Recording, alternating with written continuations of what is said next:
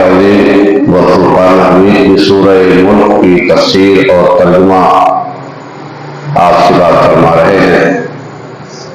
مختصر سا وقت ہوتا ہے، 10 منٹ 15 منٹ میں، زیادہ لمبی چوڑی گفتگو نہیں ہوتی ہے۔ خاص باتیں آپ تک پہنچا رہا ہوں یہ قرآن عظیم سے ثابت ہو رہی ہے۔ پہلی چیز، قرآن کریم میں آپ نے اس سورہ پاک میں کئی مقام پر سنا کہ فرمایا کہ بھلا دیکھو تو غور تو کرو۔ قرآن کریم غور و تفکر کرنے کی تعلیم دیتا ہے۔ انسان غور کرے، آسمانوں پہ غور کرے، زمینوں پہ غور کرے، اللہ کی تخلیق پہ غور کرے،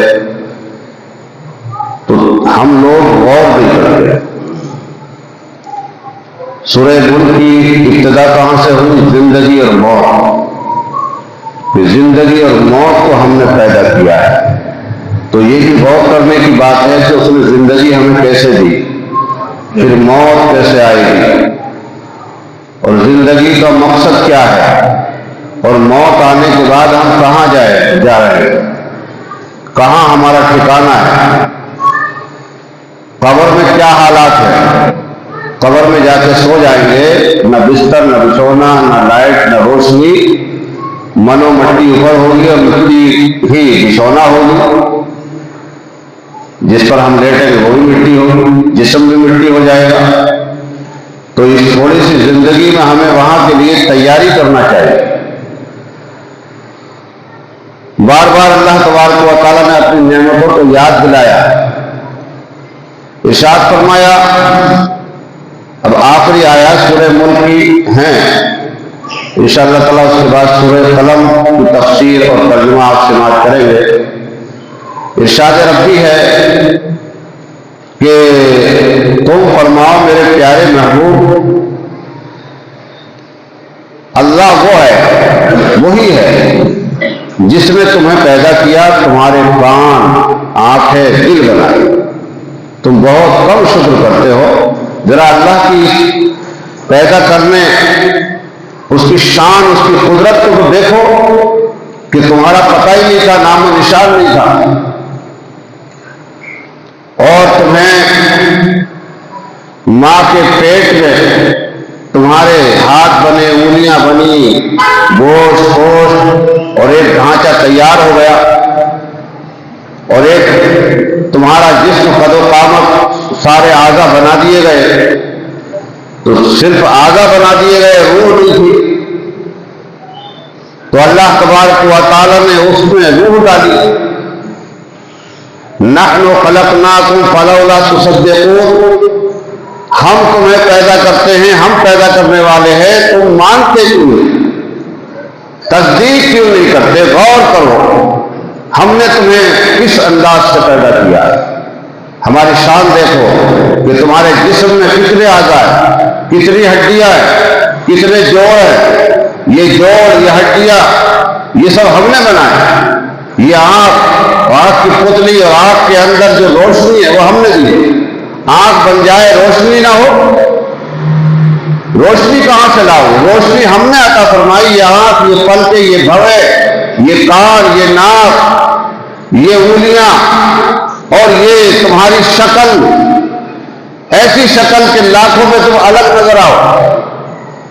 سب کی آنکھیں وہی ہوتی ہیں، کان وہی ہیں، ناک بھی وہی ہے، چہرہ مورا، لیکن لاکھوں میں الگ الگ ہر ایک شکل کی پہچان۔ اس کی شان کو دیکھو۔ افرأیتم ما تمنون، تم نے جو منی کا ایک قطرہ گرایا تھا، پانی کا ایک قطرہ، اس ایک قطرے سے انتم تخلقونہ ام نحن الخالقون، ہم ہیں پیدا کرنے والے یا تم ہو بنانے والے؟ بتاؤ کس نے بنایا؟ تم تو ایک قطرہ ناپاک تھے۔ انسان غرور اور گھمنڈ اور تکبر میں زندگی گزارتا ہے، اپنی مال پہ، دولت پہ گھمنڈ کرتا ہے، غرور کرتا ہے۔ غور کرے کہ وہ ایک قطرہ ناپاک تھا، تو ہم غور نہیں کرتے۔ قرآن پاک نے بار بار ہمیں تدبر اور غور اور فکر کرنے کی تعلیم دی ہے۔ ارے غور اور فکر کر کے تدبر سے ہی تو یہ آج کل ہوائی جہاز بنا دی، غور کرتے ہی ٹرین بنا لی، غور کیا تو یہ دوڑنے والی سواریاں، یہ چلنے والی سواریاں بنا لی، یہ غور و تفکر سے جو بنایا ہے۔ تو یہ غور کرنا، اللہ تبارک و تعالیٰ کی نشانیوں میں غور کرنا، قرآن کریم بار بار ہمیں اس کا حکم دے رہا ہے۔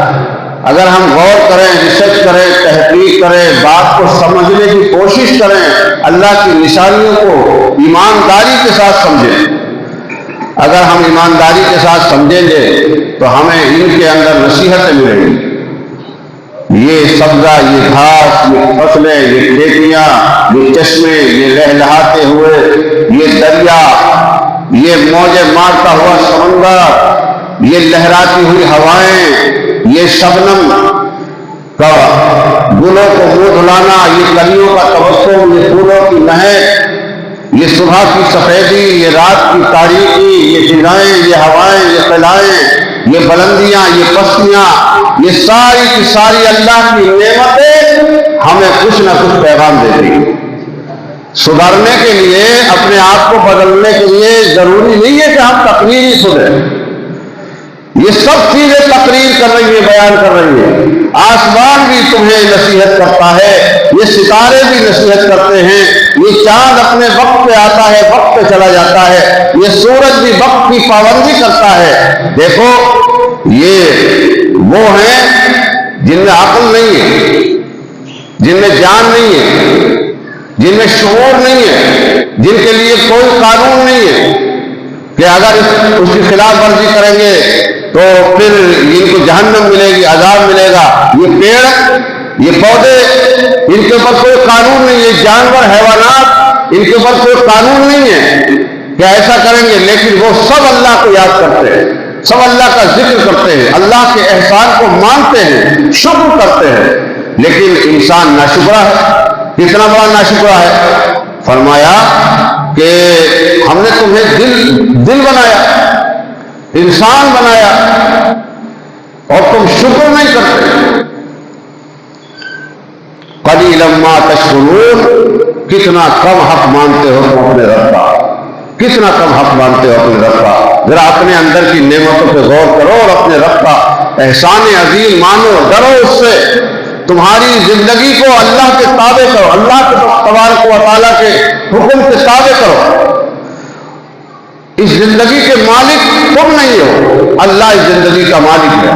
تمہارے جسم کی روح اگر نکل جائے تو تمہارا ڈھانچہ مٹی ہو جائے گا، خاک ہو جائے گا، اس سے کچھ نہیں بچے گا، مگر اس نے تمہیں ایمان دیا، انسان بھی بنایا، پھر ایمان دیا، اور ایمان کی برکت سے تمہارے ڈھانچے کو، مرے ہوئے جسم کو بھی احترام کے ساتھ لے جایا جاتا ہے۔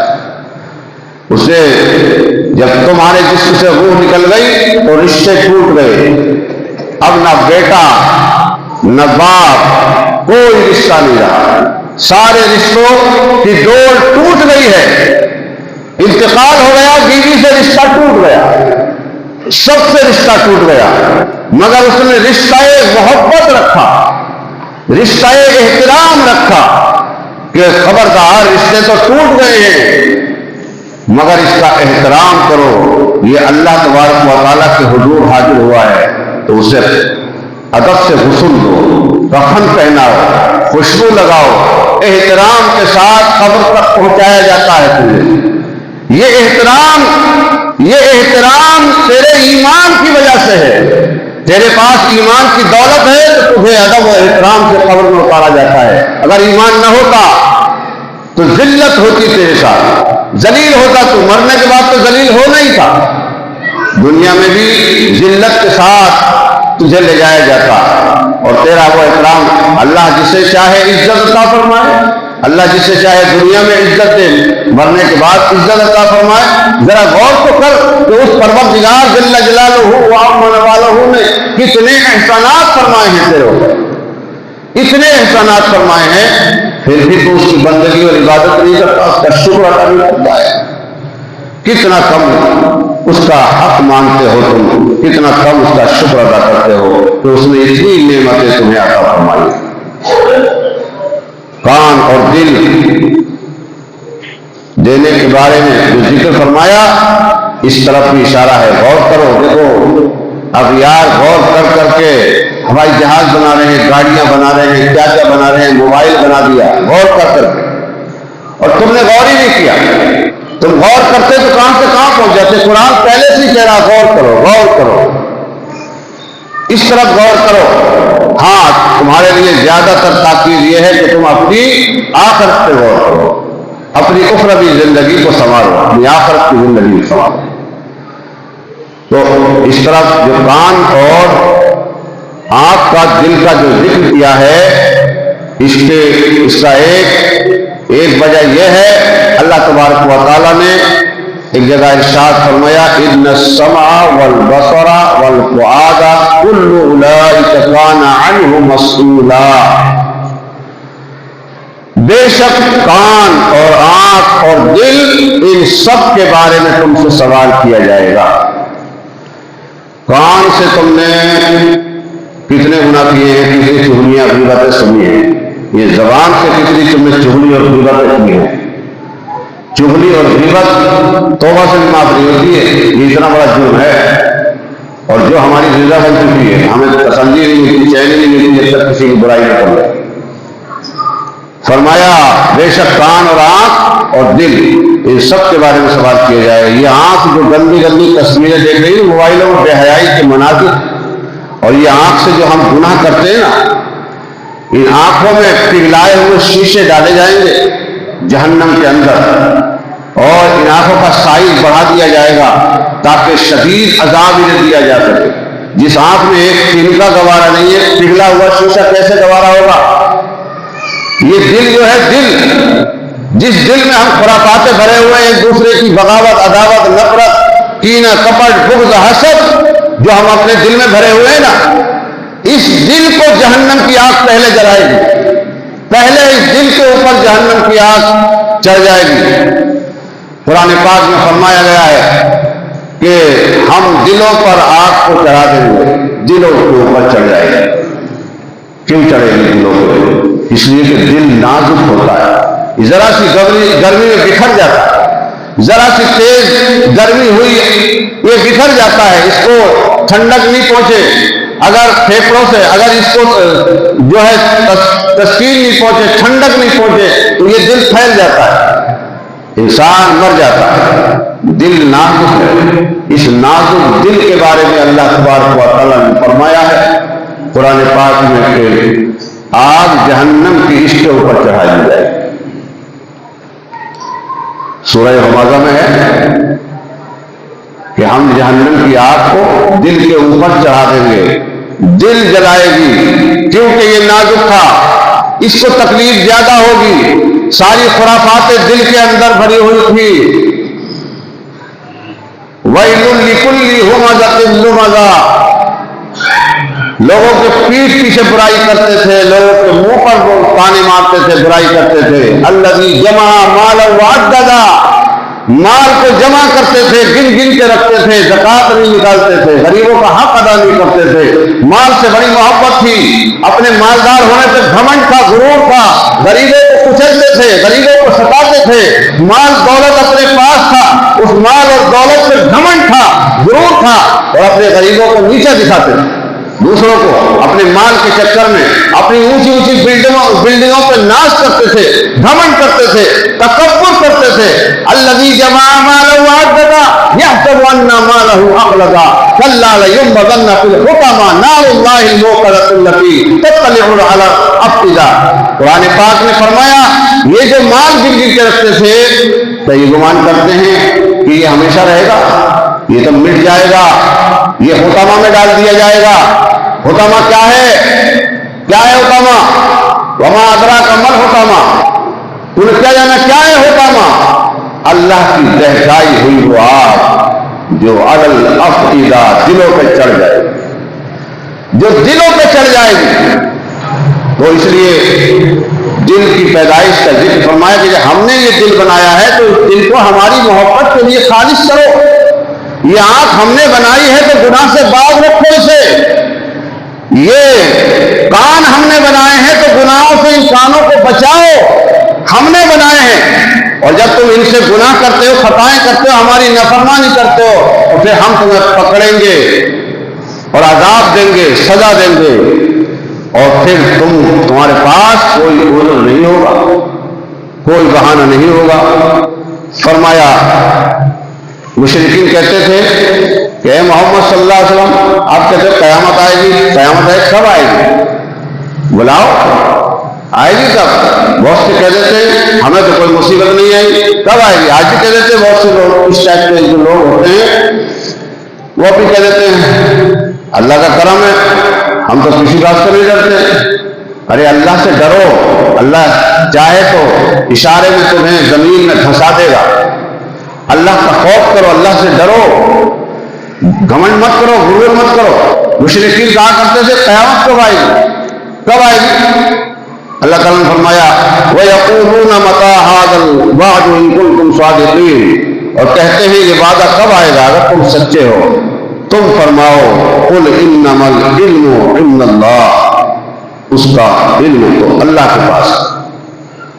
تم فرماؤ کہ یہ علم تو اللہ کے پاس ہے، اور وَإِنَّمَا أَنَا نَذِيرٌ مُّبِينٌ، میں تو یہی صاف ڈر سنانے والا۔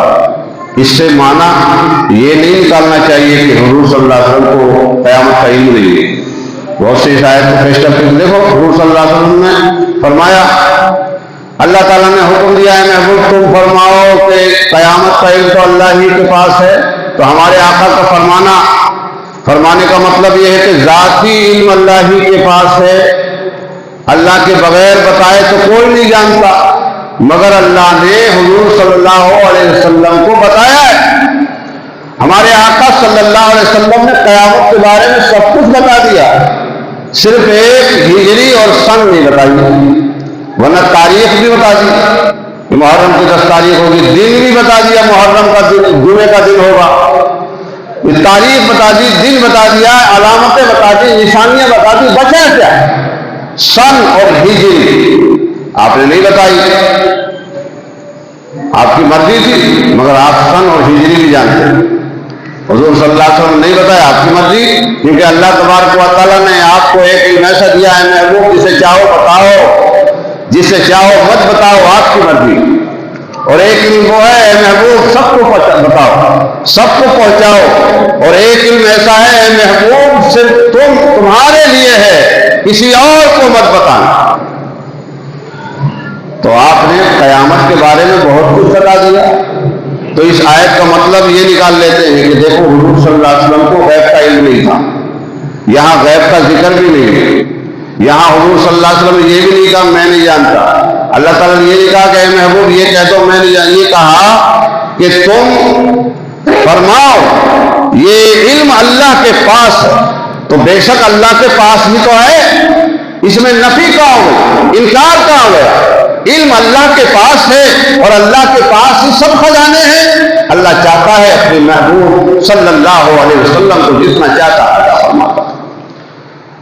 اللہ نے محبوب کو وہ غیب دیا ہے، رہتے ہیں مدینے میں زمانے کی خبر ہے۔ اللہ تعالیٰ ہمیں حسن عمل کی توفیق رفیق مرحمت فرمائے۔